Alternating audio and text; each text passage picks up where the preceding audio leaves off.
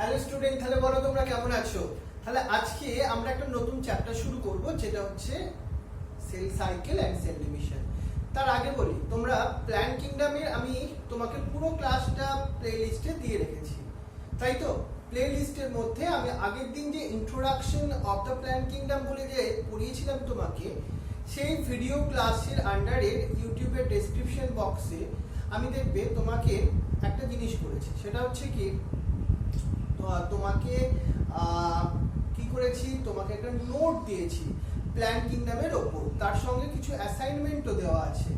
এবং তুমি প্লেলিস্টটাকে দেখবে যখন, যেমন ইউটিউব খুললে ভিডিও, তারপর প্লেলিস্ট, তারপর ক্লাস 11 প্ল্যান কিংডম বলে পার্টটা আছে। ওখানে অনেকগুলো ছোট ছোট আরো ক্লাস আছে, দেখবে।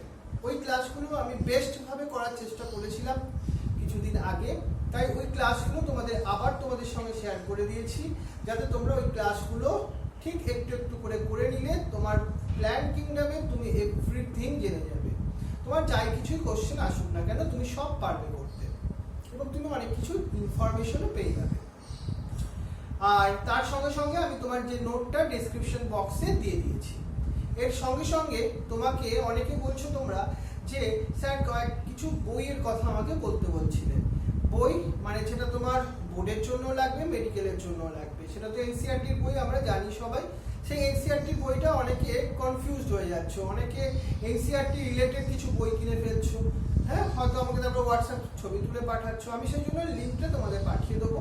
এছাড়া আরো কয়েকটা তোমাকে টেক্সট বইয়ের নাম অনেকেই জানতে চাইছো, যে স্যার কিছু টেক্সট বই হলে আমরা আরেকটু কিছু নোট লিখতে আমাদের সুবিধা হবে, কিছু কোশ্চেন অ্যান্সার লিখতে সুবিধা হবে। সেই জন্য আমার ভালো লাগে এমন কয়েকটা বইয়ের লিঙ্ক তোমাকে আমি আস্তে আস্তে ডেসক্রিপশন বক্সে দিয়ে দেবো। তোমরা ওখান থেকে দেখে তোমরা বইগুলো যদি দরকার হয় কিনতে পারো, সেটা তোমাদের অপশন। তাহলে আমি কয়েকজন স্টুডেন্ট যেটা আমাকে বলতে বলেছিলেন, বইগুলোর নাম আমি এইভাবেই তোমাদের জানিয়ে দেবো, ঠিক আছে?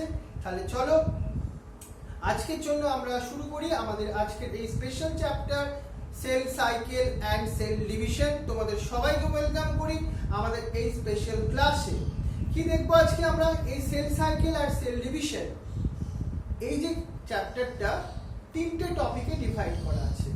প্রথম টপিক হচ্ছে cell cycle, second topic mitosis and third topic meiosis.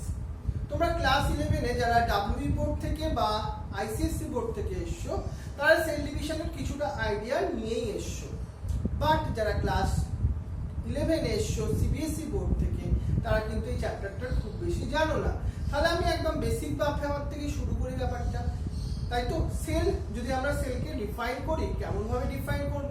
Sell is the structural and functional unit of the living things. তাহলে আমাদের যে স্ট্রাকচার বলো, ফাংশন বলো, সেটা আলটিমেটলি ডিপেন্ড করে কার উপর? সেলের উপর। কিন্তু সেলকে নিউ প্রোডাকশন করতে হবে আমাদের গ্রোথের জন্য, রিপ্রোডাকশনের জন্য। তাহলে সেটাই হচ্ছে সেল ডিভিশন প্রসেস, যেখানে আমরা নাম্বার অফ সেলকে ইনক্রিজ করি। বাট সেল ডিভিশনের এই নোটটা আমি তোমাকে এই ক্লাসের আবার ডেসক্রিপশন বক্সে দিয়ে দেবো। তাহলে যে যে চ্যাপ্টার হবে সেই তার ডেসক্রিপশন বক্সের নোটস তোমার কাছে থাকবে। তাহলে যেটা আমি তোমায় বলছিলাম, তাহলে cell division, new cell production করতে হবে, বাট সেটা একটা রেগুলেটেড ম্যানারে করতে হবে। যদি আনকন্ট্রোল হতে হয়, তাহলে কি হবে? ক্যান্সার পর্যন্ত হতে পারে, তাই না? সৃঞ্জনী, রূপসা, শুভাঙ্গী এন্ড শুভাঙ্গী, বুঝতে পেরেছো ব্যাপারটা? তাহলে কন্ট্রোল হতে সেল ডিভিশন করতে হবে আমাদেরকে। বাট সেল ডিভিশন হয় কিভাবে? তোমরা আমাদের শুভাঙ্গীকে যদি দেখতে, ও ছোটবেলায় এত ছোট ছিল, বাচ্চা ছিল, ছোট্ট বাচ্চা, আজকে কত বড় হয়ে গেছে। এর জন্য কে রেসপন্সিবল জানো? রেসপন্সিবল হচ্ছে সেই সেল ডিভিশন, তাই তো? এবার মনে করো, শুধু তাই নয়, আমাদের সেল ডিভিশন মেইনলি টু টাইপসের হয়, মাইটোসিস এন্ড মিওসিস। কারণ আমাদের বডির জন্য টু টাইপের সেল প্রোডাকশন করতে হয়, একটা বডি সেল আর একটা জার্ম সেল। বডি সেল আর দ্য জার্ম সেল আর সেক্স সেল, যেগুলোকে তুমি স্পার্ম বা ওভাম বলতে পারো। একটা ডিফারেন্স বলতে পারবে? স্পার্ম আর ওভাম যে সেক্স সেলের সঙ্গে আমাদের বডি সেলের মধ্যে কি ডিফারেন্স? শ্রাবণী, ঐশী, সায়নী, জিষ্ণু, কৃত্তিকা, শুভ্রনী, ঋতুজা, দেবদত্ত, দিদিতা, কি ডিফারেন্স বডি সেলের সঙ্গে সেক্স সেলের? চেষ্টা করো লাইভ চ্যাটে লিখতে। চিত্রণী, প্রীতম, আলিশা, সুধাশ্রী, ভেরি গুড, সবাই রেসপন্স করো। সেই ডিফারেন্সটা হচ্ছে বডি সেল আমাদের ডিপ্লয়েড সেল, মানে 2 এর নাম্বার অফ ক্রোমোসোম আছে, আর সেক্স সেলগুলো হচ্ছে haploid number of cells. For that reason mitosis প্রসেসে তৈরি হয় বডি সেল, আর সেক্স সেল তৈরি হয় মিওসিস প্রসেসে। সেই জন্যই দুটো সেল ডিভিশন প্রসেস আমাদের ডিফারেন্স, কারণ একটা সেল ডিভিশন প্রসেসে আমাদের ডিপ্লয়েড সেল তৈরি করতে হবে, অ্যানাদার ওয়ান প্রসেসে আমাদের হ্যাপ্লয়েড সেল তৈরি করতে হবে। সেই জন্য প্রসেসটা নট দ্য সিমিলার, সেই জন্যই মিওসিস প্রসেসের কথা আমরা বলছি। বাট সেলকে চলো ডিভিশন করবার আগে প্রিপারেশন নিতে হয়। আমাদের দীপাঞ্জনকে যখন দীপাঞ্জন পরীক্ষা দেয়, এক্সাম দেয়, তখন হয়তো 3 আওয়ার্স দিয়ে দেয়, বাট ওকে তার জন্য প্রিপারেশন নিতে হয় কি অনেক দিন ধরে নিতে হয়। সেলকেও ঠিক তাই, তাকে ডিভিশন হতে অনেক কম সময় লাগে, বাট সেলকে প্রিপারেশন নিতে হয়। প্রিপারেশন টাইমটাকে আমরা বলবো ইন্টারফেস। টোটাল এই ইফেক্টস যেখানে ডিভিশন হবে এবং প্রিপারেশন হবে, পুরো ব্যাপারটাকে আমরা বলছি কি সেল সাইকেল। চলো এই সেল সাইকেলের ব্যাপারটাকে নিয়ে আমি তোমাকে একটুখানি ওভারঅল একটা আগে ভিজুয়াল কনসেপ্টে বোঝাই দিচ্ছি। তাহলে এই সেল সাইকেল দেখো, এই টোটাল একটা সাইক্লিক বলতে পারো প্রসেস, যেখানে এই পার্টটাকে আমরা বলছি ইন্টারফেস আর এই পার্টটাকে আমরা বলছি এন্ড ফেজ। ইন্টারফেসের মধ্যে 3টে ছোট ছোট সাব ডিভিশন আছে, G1, S and G2। কি বললাম? ইন্টারফেসের মধ্যে 3টে পার্ট, G1, S আর G2। এই G1 এ কি হয় জানো? সেলের মধ্যে এরা কিছু, এই যে আমরা সেলের ইন্টারনাল স্ট্রাকচার দেখছি, এটা সেলের এটা নিউক্লিয়াস, এটা দেখতে পাচ্ছ mRNA তৈরি হয়েছে নিউক্লিয়াস থেকে, এই সেই সেন্ট্রিওল বলে স্ট্রাকচার। প্রথম স্টেপে প্রোটিন তৈরি হয় কিছু, এই প্রোটিনস গুলো ডিএনএ রেপ্লিকেশনে ভেরি ইম্পর্টেন্ট রোল প্লে করে। এই দেখো mRNA থেকে না তোমার প্রত্যেকটা সেলের মধ্যে এই ঘটনা ঘটছে, ডিএনএ থেকে এইভাবে mRNA তৈরি হচ্ছে, তারপর একটা সেল অর্গানেলস আছে যার নাম দিচ্ছি আমরা রাইবোসোম। রাইবোসোমকে আমরা প্রোটিন সিনথেসিসের ফ্যাক্টরিও বলি। এখানে কি হয় জানো? With the help of ribosome আর mRNA কে বেস করে তৈরি হয় প্রোটিন, যে প্রোটিন হচ্ছে অ্যামাইনো অ্যাসিডের লিংক আপ করে তৈরি হয়েছে। প্রোটিনের মানে সেগুলো এনজাইম হিসেবে কাজ করতে পারে, আরো ডিফারেন্ট তার ফাংশন হতে পারে। এই প্রোটিনগুলো তৈরি করাই আমাদের ফার্স্ট ইম্পর্টেন্ট একটা ফাংশন বলতে পারো ইন দ্য G1 ফেজের মধ্যে। তাহলে G1 ফেজের মধ্যে ডিএনএ পলিমারেজ বলে একটা তোমার প্রোটিন তৈরি হয়। সেই প্রোটিনটা কিসের জন্য লাগবে? আফটার G1 এর পরে যে স্টেজটা আসছে তার নাম কি বলেছি আমরা? এস ফেজের জন্য লাগবে। এই দেখো এইভাবে প্রোটিন সিনথেসিস হচ্ছে। নেক্সট দেখো প্রোটিন সিনথেসিস হতে গেলে অ্যামাইনো অ্যাসিডস গুলো এইভাবে লিংক আপ করে তৈরি হয়েছে, দেখো কোনো অসুবিধা নেই। আর পরের ফেজটা হচ্ছে এস ফেজ, যেটাকে আমি তোমাকে সিনথেসিস ফেজও বলতে পারি। এই ফেজে কি হয়? ডিএনএ সিনথেসিস হয়।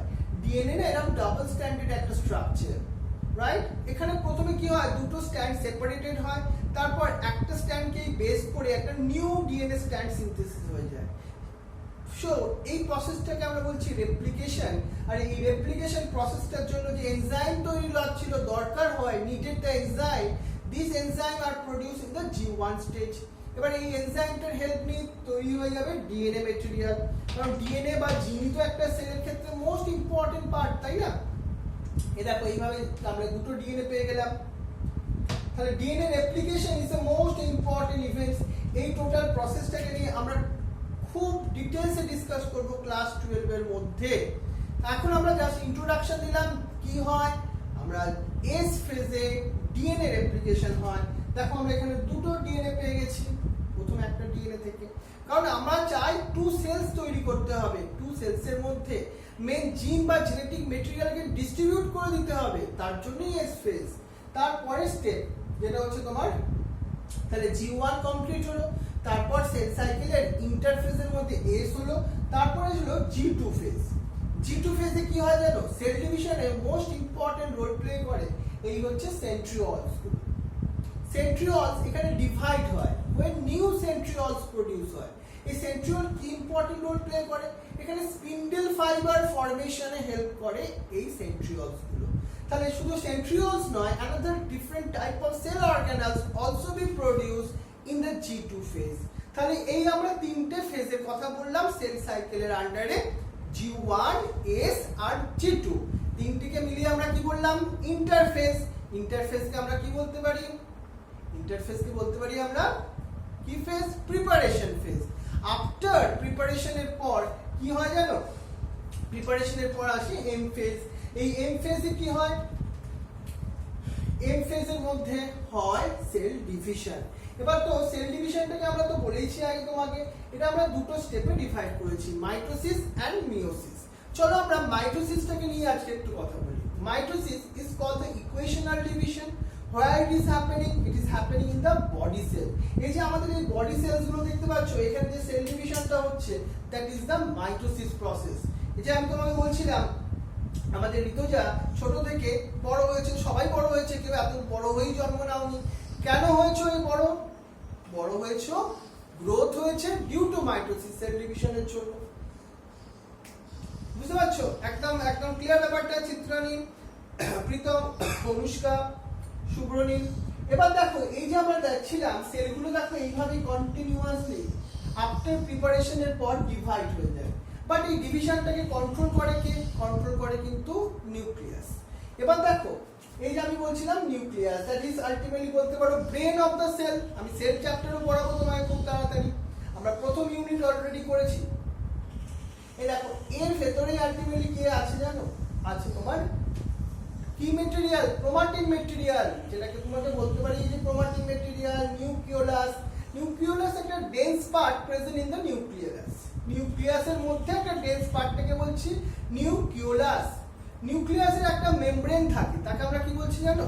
Nuclear membrane. এবার এই যে টোটাল মাইটোসিস প্রসেসটা দুটো মেইন পার্টে ডিভাইড করা আছে। একটাকে আমি বলছি ক্যারিওকাইনেসিস আর একটাকে বলছি সাইটোকাইনেসিস। ক্যারিও কথাটা মানে নিউক্লিয়াস, তাহলে ক্যারিওকাইনেসিসে কি হবে? নিউক্লিয়াসের ডিভিশন হবে। সাইটোকাইনেসিসে কি হবে? সাইটোপ্লাজমের ডিভিশন হবে। এবার এই যে ক্যারিওকাইনেসিস মানে একটা নিউক্লিয়াস থেকে টু নিউক্লিয়াস তৈরি হবে, প্রসেসটা ফলো করবে ক্যারিওকাইনেসিস প্রসেস, কিন্তু এটা সিঙ্গেল স্টেপে হবে না, এটা হবে চারটে তোমার ফেজ আছে, prophase, metaphase, anaphase and telophase. Prophase হচ্ছে তোমার ফার্স্ট ফেজ। এখানে কি হয়? এখানে এই দেখো ক্রোমাটিন মেটেরিয়াল গুলো কনডেনসেশন হয়, হয়ে তৈরি করে ক্রোমোজোম। এটা হচ্ছে বলতে পারো most important features of the prophase. Chromatin material, nuclear membrane যেটা ছিল সেটা ডিসঅ্যাপিয়ার হয়ে যায়, নিউক্লিওলাস সেটাও ডিসঅ্যাপিয়ার হয়ে যায়। এরপর আসলো মেটাফেজ, যেখানে সেন্ট্রিওল গুলো they go to the opposite ends. After that, chromosome lies in the equatorial region or the middle region. মানে যে ক্রোমোজোম ফরমেশন হয়েছিল after condensation, they migrate to the middle region. এরকম মিডল রিজনে এসে গেছে, but middle জোনে থাকবে কি করে? তো চলে আসতে পারে একটা সাইডে। এর জন্য হেল্প করবে সেন্ট্রিওলস থেকে তৈরি হওয়া spindle fibres, which is made up of microtubules। এই দেখো সেই স্পিন্ডল ফাইবারস যেটা কি করছে? ক্রোমোজোম গুলোকে মিডল রিজিয়নে ধরে রাখতে হেল্প করছে। That is the spindle fibre which is originated from the centrioles। সুদাশ্রী, অভিলাষা, ত্রিশিতা, বুঝতে পারলে ব্যাপারটা? এটাকে আমরা কি বললাম? কি ফেজে ঘটছে? মেটাফেজের মধ্যে ঘটছে। প্রোফেজ, মেটাফেজ, তারপর কি হবে? অ্যানাফেজ। এই হচ্ছে একটা সেন্ট্রোমিয়ার বলে একটা রিজিয়ন। এখান থেকে দেখো এই যে ক্রোমোজোমের আর্মগুলোকে বলে ক্রোমাটিডস, এইগুলো সেপারেট হয়ে যাচ্ছে, সেপারেট হয়ে অপোজিট টু এন্ডস এর দিকে মাইগ্রেট করছে। কোন ফেজের মধ্যে? অ্যানাফেজ স্টেজের মধ্যে। চারটে স্টেজের কথা বলেছিলাম, প্রোফেজ, মেটাফেজ, অ্যানাফেজ। এরপর আসবো টেলোফেজ। টেলোফেজ হচ্ছে ক্যারিওকাইনেসিস প্রসেসের লাস্ট ফেজ। এই ফেজটাকে অনেকে বলে অপোজিট টু প্রোফেজ, মানে প্রোফেজে যে ঘটনাগুলো ঘটেছিল তার এখানে অপোজিট ঘটনা ঘটে। আমরা প্রোফেজে কি দেখেছিলাম? কনডেনসেশন অফ ক্রোমোজোম, তাহলে এখানে কি হওয়া উচিত? ডিকনডেনসেশন অফ ক্রোমোজোম। ওখানে নিউক্লিয়ার মেমব্রেন কি হয়েছিল? ডিসঅ্যাপিয়ার হয়েছিল। এখানে কি হওয়া উচিত? রিঅ্যাপিয়ার হওয়া উচিত। নিউক্লিওলাস ডিসঅ্যাপিয়ার হয়েছিল, এখানে কি হওয়া উচিত? রিঅ্যাপিয়ার হওয়া উচিত। দেখো এইভাবে রিঅ্যাপিয়ার হোক টেলোফেজের মধ্যে দিয়ে। আমাদের আসল উদ্দেশ্য টু নিউক্লিয়াস তৈরি করা। এইভাবে আমরা পেয়ে গেলাম টু নিউক্লিয়াস। আমাদের ক্যারিওকাইনেসিস প্রসেস কমপ্লিট। তাহলে এখন একটা সেলের মধ্যে তুমি কটা নিউক্লিয়াস দেখতে পাচ্ছ? টু নিউক্লিয়াস দেখতে পাচ্ছ, কিন্তু আসল উদ্দেশ্য তো দুটো নিউক্লিয়াস তৈরি করা নয়। কি উদ্দেশ্য আমাদের? দুটো সেল তৈরি করা। তাহলে এবার কি প্রসেস ফলো হবে? Cytokinesis process. কি বলছি আমরা? সাইটোকাইনেসিস। দ্যাট মিন্স দ্য সাইটোপ্লাজমের ডিভিশন। এ দেখো সাইটোপ্লাজম ডিভিশন হবে, হয়ে আমরা আলটিমেটলি টু সেলস পেয়ে যাব। এই প্রসেসটা কিন্তু প্ল্যান্ট আর অ্যানিমাল সেলে একটু হলেও ডিফারেন্স। কেন জানো? প্ল্যান্ট সেলে এক্সট্রা সেল ওয়াল আছে, যেটা কিন্তু অ্যানিমাল সেলে নেই। এই জন্যই হয় ডিফারেন্ট মেথডস। অ্যানিমাল সেলে হয় সেল ফারো মেথডস, আর প্ল্যান্ট সেলে ফলো হয় কি methods? Cell plate formation methods. আর এই যে মাইটোসিস প্রসেস, একটা সেল থেকে আমরা কটা সেল পেলাম? টু সেল পেলাম, তাই তো কৃত্তিকা, অরিজিৎ, সুন্দর, দেবাঞ্জন, তিশিতা, তাই তো আমরা এখান থেকে কটা সেল পেলাম? টু সেল পেলাম। এবং ক্রোমোজোম নাম্বারটাও মাদার সেলের থেকে ডটার সেলের মধ্যে কি থাকলো? ইকুয়াল থাকলো। So it is called equational division. So what is the importance of mitosis? মাইটোসিসের জন্যই আমাদের ওইসি ছোট থেকে বড় হয়েছে। এবার যারা তোমরা স্কুলে পড়ো, দেখবে অনেক একটু বাচ্চারা আছে একটুখানি বোকা বোকা একটু আমাদের ছেলে মেয়েরা, তারা কি করে? অনেক সময় হাত কেটে ফেলে ভুল করে। কি যেন কারণের জন্য সেটা তোমাকে বলছি না, কিছুদিন পর দেখবে হাত কেটে হয়তো কারণ নাম লিখলো, তাদের একটু সাইকোলজিক্যাল প্রবলেম ছিল তাই জন্য। হ্যাঁ, তাদেরকে কাউন্সিলিংও আমি করে দিতে পারবো। হ্যাঁ, এবার দেখো সেটা পরের কথা, কিন্তু তারা যে লিখেছিল কোনো একজনের নাম, সেই নামটা দেখবে কিছুদিন পর আবার মিলিয়ে গেল। কেন মিলিয়ে গেল? এটা একটা রিপেয়ারিং প্রসেস বলছি আমরা। এটাও কেন হলো জানো? মাইটোসিস প্রসেসের জন্যই। তাহলে গ্রোথ, রিপেয়ার, এগুলো কিন্তু মাইটোসিস প্রসেসের একটা সিগনিফিকেন্স। এবার চলো আমি তোমাকে আরেকটু ভাবে জিনিসটাকে আরেকটু ডিটেলসে গিয়ে তোমাকে বোঝাতে থাকি। সুকন্যা, বুঝতে পারছো জিনিসটা? শায়নি, শুভাঙ্গী এন্ড শিবাঙ্গী, দুই বন্ধুকে আমি এবার পাশাপাশি নাম বলবো। চলো, আর তোমরা কিন্তু অনেকেই খুব সুন্দর ভিডিও করে পাঠিয়েছো, আমি যেটা তোমাদের বলেছিলাম। তোমাদের সত্যি থ্যাংক ইউ জানানো উচিত এর জন্য। তোমরা যে আমার কথা শুনেছো এর জন্য তোমাদের থ্যাংক ইউ। তোমরা নিজেরা তোমাদের বেস্ট ভাবে হয়তো ভিডিওটা বানিয়েছো, আমি সেটা ইউটিউবে সবার সঙ্গে শেয়ারও করব, দেখাবো তোমরা সত্যি কত ভালো ছেলে বা কত ভালো মেয়ে, হ্যাঁ, কত ভালো স্টুডেন্ট, কত ভালো মানুষ। কারণ ওবিডিয়েন্ট হওয়াটা আজকের যুগে সব থেকে বড় ইম্পর্টেন্ট। তুমি কেমন ভাবে প্রেজেন্টেশনটা দিয়েছো, হয়তো নাও ভালো হতে পারে, কিন্তু চেষ্টা করাটা ভেরি ইম্পর্টেন্ট। এই যে আমি পড়াচ্ছি, আমি আমার বেস্ট জিনিসটা দিয়ে তোমাকে পড়াবার কথা ভাবছি। আমি যে সব থেকে বেস্ট টিচার তা তো একদমই নয়, আমার থেকে অনেক ভালো ভালো টিচার আছেন, কিন্তু আমি আমার দিক থেকে সেরা জিনিসটা তোমাকে দিচ্ছি। তোমরাও সেইভাবে কি সুন্দর নিজেরা ভিডিও করে পাঠিয়েছো, সত্যি তোমরা খুব ভালো স্টুডেন্ট। আজ আমি আগেই তোমাদের বলতাম না, আমি তোমাদের উপর খুব প্রাউড ফিল করি, কারণ তোমরা অন্যদের থেকে একটু হলেও এক্সট্রাঅর্ডিনারি স্টুডেন্ট, সেটা তোমরা প্রুভ করে দেখিয়েছো। আর যারা যারা এখনো আমাকে সেন্ড করতে পারোনি, হয়তো নেট প্রবলেমের জন্য বা অন্য কিছু প্রবলেমের জন্য, তারাও কিন্তু এই উইকের সানডের মধ্যে ওগুলোকে পাঠিয়ে দেবে আমার হোয়াটসঅ্যাপে উইথ তোমার নাম আর ক্লাসের নাম লিখতে কখনোই ভুলবে না। বুঝে গেছো ব্যাপারটা? চলো, খুব ভালো স্টুডেন্ট তোমরা, তোমাদের নিয়ে সেই বলে গর্ব করার মতো স্টুডেন্ট।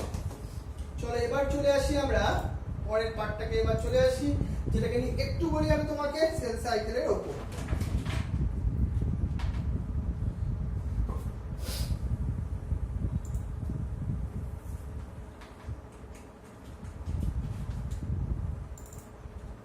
চলো আমাদের তাহলে এই সেল সাইকেল আর সেল ডিভিশন নিয়ে আমাদের ইউনিট 3, আমাদের 3 নাম্বার ইউনিট ক্লাস 11-এ, সেখানে আমরা এই চ্যাপ্টারটাকে পড়ছিলাম। এই স্পেশাল একটা আমাদের চ্যাপ্টার। ঐশিম, জিষ্ণু, কৃত্তিকা, দেবাঞ্জন, সুন্দর, ভালোভাবে কেয়ারফুলি এবার একটুখানি শোনো। তোমাকে আমি টোটাল ব্যাপারটা ওভারঅল মাথায় ঢোকাতে পেরেছি তো? তুমি বুঝতে পেরেছো তো চ্যাপ্টারটা? আমি তো সবসময় বলার চেষ্টা করি বায়োলজি সাবজেক্টটা ইন্টারেস্টিং সাবজেক্ট। এটাকে মুখস্থ করে এটার ইন্টারেস্টটা নষ্ট করে দেবে না। এমন পড়বে সেটা তোমার সারা জীবনের জন্য মাথায় রাখে, সারা জীবনে তুমি সেটাকে অ্যাপ্লিকেশন করতে পারো। এবার তোমার ছোট একটা বেবি হয়েছে, ভাবো বেবি হওয়ার পর সে আস্তে আস্তে বড় হয়েছে, তখন তুমি অবজার্ভ করো, দেখো তার মধ্যে সেল ডিভিশন প্রসেস হচ্ছে, তার মধ্যে মাইটোসিস প্রসেস হচ্ছে, মানে সারা জীবনের একটা ব্যাপার। কিন্তু আমি সেইভাবে তোমাকে পড়াতেও চাই, এটা রিয়েল লাইফের একটা সাবজেক্ট। তাহলে আমাদের cell cycle and cell division. চলো আলিশা, কি আমরা বোঝাই, চলো তোমাকে একটা ইন্ট্রোডাকশন প্রথমে বলি আমরা। এই cell division why it is needed to your body, কেন দরকার তোমার বডিতে? because growth and reproduction of all organisms depend on the cell division. growth and reproduction, এই যে মনে করো তোমাদের একটা বেবি হতে চলেছে, এখন নয় পরবর্তীকালে, সেই বেবি হওয়ার পেছনে আলটিমেটলি দায়ী জানো না, তোমার হাজবেন্ড দায়ী, সেটা আলাদা কথা, কিন্তু অন্য কেউ দায়ী নয়। এখানে দায়ী হচ্ছে, দ্যাট মিন্স রেসপন্সিবল হচ্ছে সেল ডিভিশন, বিকজ তোমার হাজবেন্ডের বডিতে কি হয়েছে, স্পার্ম প্রোডাকশন হয়েছে। আর ছেলেদের ক্ষেত্রে বলবো তোমার ওয়াইফের বডিতে ওভাম প্রোডাকশন হয়েছে। কিসের জন্য? ওই সেল ডিভিশন প্রসেসের জন্য। তোমরা ব্যাপারটাকে অন্যভাবে ভাবছো না, আমি বলছি cell division is the responsible process for your growth and reproduction. বোঝা গেল তো ব্যাপারটা? দেখো তাহলে the mechanism of division and multiplication of cells, that is called the cell reproduction. এবার আমরা একটা জিনিস বোঝাই, তাহলে আমরা বললাম সেল সাইকেল। তাহলে সেল একটা ডিভিশন হওয়ার আগে কি দরকার, সেটা হচ্ছে সেল সাইকেলের টোটাল ইভেন্টসটাকে আমরা এবার একটুখানি এক্সপ্লেন করব ইন্টারফেস বারটাকে হাইলাইট করে। তাহলে আমরা কি বলছি দেখো, সেল সাইকেল কি জিনিস, টোটাল একটা life period of a cell during the cell division. Cell ডিভিশনের সময় যে টোটাল ইভেন্টস গুলো ঘটে, that is called the cell cycle. এবার এই সেল সাইকেলের টোটাল যে টাইমিং, সেটাও কিন্তু ডিপেন্ড করে অন দ্য ডিফারেন্ট অর্গানিজমের ক্ষেত্রে। যেমন তুমি যদি মনে করো আমাদের হিউম্যান সেলের ক্ষেত্রে সেটা অ্যাবাউট 24 আওয়ার্সের মধ্যে টাইম হতে পারে, বাট ইস সেলের ক্ষেত্রে সেটা 90 মিনিটসের মধ্যেই কমপ্লিট হয়ে যায়। মানে এই সেল ডিভিশনের টাইমটা কিন্তু ভ্যারি করে, প্রত্যেকটা অর্গানিজমের ক্ষেত্রে কিন্তু নট দ্য সিমিলার। এবার দেখি আমরা এই সেল সাইকেলের মধ্যে আমরা তাহলে দেখলাম মেনলি টু পার্টস আছে, একটা হচ্ছে ইন্টারফেস আর একটাকে কি বললাম আমরা এম ফেজ বললাম। আর এই ইন্টারফেসের মধ্যে আমরা তিনটে পার্টসের কথা বললাম, কি কি সেইগুলো? ইন্টারফেসের মধ্যে G1, S and G2। তাহলে ইন্টারফেসের মধ্যে মোস্ট ইম্পর্টেন্ট যদি বলি আমরা, ইন্টারফেসটা তাহলে কোথায় আলটিমেটলি প্রেজেন্ট? ইন্টারফেস প্রেজেন্ট আছে বিটুইন, কার মধ্যে দেখো, এর মধ্যে between the two successive M phase, এই যে এখান থেকে শুরু হয়েছে আবার এখানে শেষ হয়েছে, তাহলে বিটুইন দ্য টু এম ফেজের মধ্যে এই পার্টটাকে আমরা কি বলছি, cell cycle or cell division. তাহলে আমরা এই ইন্টারফেসের আন্ডারে তিনটে পার্টে ডিভাইড করেছিলাম, কি কি সেইগুলো? সেইগুলো হচ্ছে আমাদের G1, আর একটা হচ্ছে তোমার S, আর একটা হচ্ছে G2। তোমরা সেটা ভালোভাবে বুঝেছো। তাহলে G1 স্টেজে কি হচ্ছিল, এটা ভালোভাবে মাথায় রাখতে হবে। G1টাকে আমরা কি বলছিলাম, ফার্স্ট গ্রোথ ফেজ। কি ফেজ? First growth phase. ওখানে কি কি ঘটনা, মেইন ইভেন্টস গুলো কি কি ঘটেছিল ওখানে growth of the cell happening হয়েছিল, এন্ড এখানে হয়েছিল সেল বিকাম মেটাবলিক্যালি অ্যাক্টিভ, সেলের মধ্যে all type of chemical reaction increase করেছিল। সেল প্রিপেয়ার হয়েছিল ডিএনএ রেপ্লিকেশনের, কিছু মেশিনারিজ তৈরি হয়েছিল, মানে কিছু এনজাইম তৈরি হয়েছিল যেটা ডিএনএ রেপ্লিকেশনে কাজে লাগবে। এইখানে তৈরি হয়েছিল কিছু সিনথেসিস হয়েছিল আরএনএ এন্ড প্রোটিনস। এইভাবে ইভেন্টস গুলো মনে রাখতে হবে। এরপর আমরা মাথায় রাখবো এস ফেজের ক্ষেত্রে।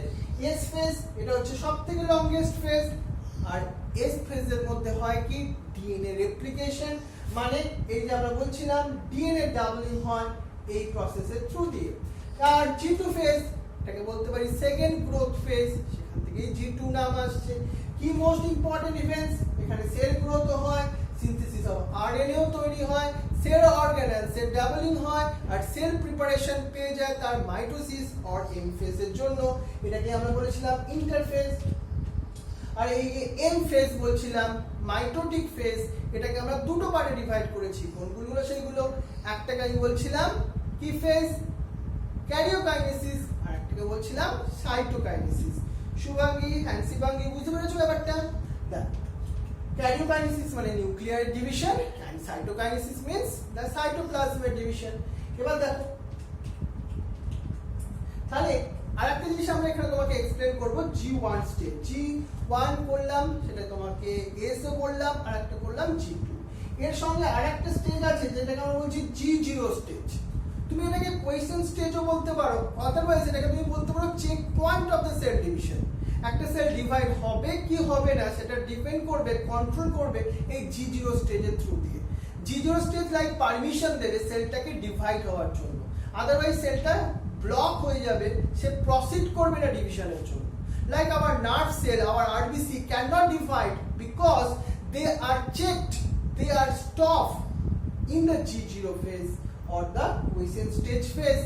তাহলে G0 টা একটা ভেরি ইম্পর্টেন্ট চেক পয়েন্টের কথা আমরা বললাম। এরপর দেখো তাহলে আমরা চলে এলাম মাইটোসিস প্রসেস। এই যে মাইটোসিস প্রসেস যেটাকে আমরা বলছিলাম বডি সেলের মধ্যে হয়, তাই তো? এই যে টোটাল একটা আইডিয়া আছে এখানে। মাইটোসিস সেল ডিভিশন তাহলে কোথায় হয়? সোমাটিক সেল আর body cell. It is called the equational cell division. কেন equational? Because the mother cell থেকে যে টু ডটার সেলস প্রোডিউস হয় they contain the same number of chromosome, so they are called the equational division. তাহলে আমরা মাইটোসিসটাকে generally কোথায় observe করব? Diploid সেলে অবজার্ভ করব, 2 এর নাম্বার অফ সেলসে অবজার্ভ করব। But it is also appear in the haploid sales. কিছু সেলস আছে মনে কর লোয়ার প্ল্যান্টসের মধ্যে, তাদের মধ্যে হ্যাপ্লয়েড সেলসের মধ্যেও হয় এই মাইটোসিস প্রসেস। হ্যাপ্লয়েড সেল থেকে হ্যাপ্লয়েড সেল কন্টেনিং সেলই তৈরি হবে, অসুবিধাটা কোথায়? ক্রোমোজোম নাম্বারটা তো সেম রাখাটাই আমাদের ইম্পর্টেন্স। তাহলে আমরা ক্যারিওকাইনেসিস বা নিউক্লিয়ার সেল ডিভিশন এটাকে আমরা 4 স্টেজে ডিভাইড করেছি। কি কি সেগুলো তোমরা অলরেডি জানো। কি কি? Prophase, metaphase, anaphase and the telophase. এই চারটি ফেজ, এদের ইম্পর্টেন্ট ইভেন্টস গুলোকে ভালোভাবে আজকে মনে রাখতে হচ্ছে। তাহলে এই প্রোফেজটাকে আমরা আর্লি প্রোফেজ এবং লেট প্রোফেজ এইভাবেও এক্সপ্লেন করতে পারি। বাট এই প্রোফেজে আলটিমেটলি কি হচ্ছে দেখো, এই সেই ক্রোমাটিক ম্যাটেরিয়ালস গুলো কনডেনসেশন হচ্ছে। এই যে আমি তোমাকে বলেইছিলাম, তাই তো?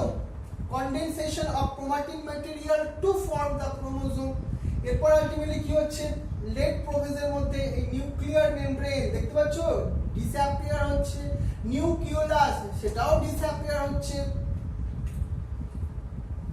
এখানে একটা সেন্ট্রিওল যেটা বলছিলাম, এখান থেকে একটা রে লাইক স্ট্রাকচারও অরিজিনেট হয়েছে, that is called the aster ray. সেখান থেকে পরবর্তীকালে স্পিন্ডেল ফাইবার ফরমেশন হবে। তারপর মেটাফেজে আমি কি দেখাচ্ছিলাম? মেটাফেজে এই যে তখন এই তো ক্রোমোজোম তৈরি হয়ে গেছে আফটার কনডেনসেশন, এইখানে এরা ইকুয়েটোরিয়াল আর মিডল জোনে এটাকে ওরা প্লেসড হয়েছে। এন্ড সেন্ট্রিওল থেকে কি ফরমেশন হয়েছে? স্পিন্ডেল ফাইবার ফরমেশন হয়েছে। এগুলো মোস্ট ইম্পর্টেন্ট ইভেন্টস এর মধ্যে আসছে।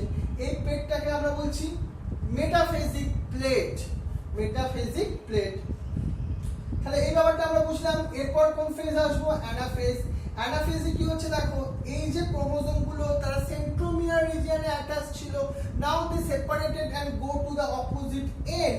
This type of movement is called the anaphasic movement. কি বললাম আমরা নামটা? Anaphasic movement. এখানে সেন্ট্রোমিয়ার জোন থেকে তোমার কি হলো? ক্রোমাটিডস গুলো সেপারেশন হয়ে গেল। এই যে arm of the chromosome, this is called the chromatids, but this is not act as a chromatids. Now this is act as a chromosome. দেখতে পাচ্ছ এগুলো act as a chromosome হিসেবে কাজ করছে। এই মুভমেন্টটাকে আমরা বলছি অ্যানাফেজিক মুভমেন্ট। ক্লিয়ার হলো জিনিসটা? নেক্সট চলে আসি আমরা টেলোফেজ। টেলোফেজে আমরা কি দেখলাম? Nuclear membrane reappears, nucleolus reappears, right? So most important events after the telophase, we get the two nucleus, so the karyokinesis are completed. But now what starts? Start the cytokinesis. এবার cytokinesis মানে আমাদের সাইটোপ্লাজমটাকে division করতে হবে। চলো কেমন ভাবে division করব? তাহলে আমরা এই ডিভিশন অফ সাইটোপ্লাজম মানে সাইটোকাইনেসিস বললাম। দেখো এখান থেকে সাইটোপ্লাজমটাকে আমরা ডিভাইড করে টু সেলস তৈরি করে দিতে হবে। তাহলে এই সাইটোপ্লাজম ডিভিশন হয় অ্যানিমাল সেলে কি মেথডস এর থ্রু দিয়ে? সেল ফারো মেথডস এর থ্রু দিয়ে। On the other hand in plant সেলের ক্ষেত্রে কি তৈরি হয়? দেখো এই যে মিডল ভেসিকলস থেকে তৈরি হচ্ছে একটা কি জিনিস, সেটা হচ্ছে একটা স্মল সেলুলোজিক প্লেট তৈরি হচ্ছে। সেল প্লেটও তুমি যাকে বলতে পারো। After that the two cells are separated, so that is called the cell plate formation method. It is the most important step in the cytokinesis in the plant cells. তাহলে আমরা two cells পেয়ে গেলাম, সেটা plant cell হোক বা animal cell হোক না কেন। তাহলে ওভারঅল স্টেপ তাহলে আমরা কি কি বুঝে নিলাম? ইন্টারফেজ, তারপর হলো প্রোফেজ, তারপরে মেটাফেজ, তারপর হলো অ্যানাফেজ, তারপর টেলোফেজ, তারপর after that cytokinesis we get the two cells. It is the mitosis process. Now it is completed. So what is the importance or significance of mitosis? আমি already তোমাকে বলেছি কি কিগুলো সেইগুলো। They produce the diploid daughter cells this is have the identical genome, so clone to their mother cells, এটাও বলতে পারি আমরা, and they help to retain the same chromosome number in all the somatic cells. They help in the growth, they help in the repair, so that is the significance of the mitosis. তাহলে আজকে আমরা এই দুটো topic complete করে ফেললাম sell ডিভিশনের মধ্যে। তোমাকে নোটটাও আমি ডেসক্রিপশন বক্সে পাঠিয়ে দেবো, তুমি কিন্তু সেইটাও ভালো করে পড়বে। তার সঙ্গে সঙ্গে আমি যে বুকসগুলোর কথা তোমাকে বলবো সেই বুকসগুলো কিন্তু পারলে তুমি দেখতে পারো, কিন্তু নোটসটা তোমাকে পড়তেই হবে। ক্লিয়ার? তাহলে ভালো করে পড়ো। তোমাদের সবাইকে থ্যাংক ইউ জানাই, তোমরা এত মন দিয়ে ক্লাসটা করলে, তাদের সবাইকে তো থ্যাংক ইউ জানাতেই হবে। কারা কারা তারা? সৃঞ্জনী, রূপসা, শুভাঙ্গী, শিবাঙ্গী, সায়নী, শ্রাবণী, ঐশী, শুভনীল, জিষ্ণু, কৃত্তিকা, ঋতুজা, দেবদত্তা, দিদিতা, অদিতি, অটপি, অরিজিৎ, সুকর্ণা, তিয়াশা, সুন্দর, দেবাঞ্জন, চিত্রণী, প্রীতম, অনুষ্কা, স্বস্তিকা, অনুশ্রী, অভিলাষা and কৌশানী, সুধাশ্রী, আলিশা, তোমাদের সবাইকে মেনি মেনি থ্যাঙ্কস। তোমরা এত ভালো স্টুডেন্ট হওয়ার, তোমাদের পড়াবার আমি সুযোগ পেয়েছি, এজন্য নিজে বেশি প্রাউড ফিল করি। ওকে, আর এছাড়াও তোমরা যারা অন্যরা কনসেন্ট্রেট করে ক্লাস করলে, যাদের নাম হয়তো বলতে পারলাম না, তাদেরও সবাইকে আমি থ্যাংক ইউ জানাই। তোমরাও আমার খুব কাছের স্টুডেন্ট, তাই তোমাদের আজকে আমরা এতখানি করলাম। তোমরা এর সঙ্গে সঙ্গে এখানে তো চ্যাপ্টারটার এই দুটো টপিক কমপ্লিট হয়ে গেল। এরপর তোমরা কিন্তু এই সপ্তাহে তোমরা কিন্তু প্ল্যান কিংডম চ্যাপ্টারটাও কমপ্লিট করে নেবে। কিন্তু প্লে লিস্টে আমি অলরেডি অল চ্যাপ্টার্স এবং নোটটাও আজকে দিয়ে দেবো। ক্লিয়ার তো? এর সঙ্গে সঙ্গে তুমি পরের উইকের জন্য কিন্তু এই সেল ডিভিশনটাও কমপ্লিট করে নেবে। তাহলে এই চ্যাপ্টারটা এই উইকে তোমাকে একটু ভালো করে কিন্তু পড়াশোনা করতেই হবে। Okay, thank you very much, wish you best of lakh.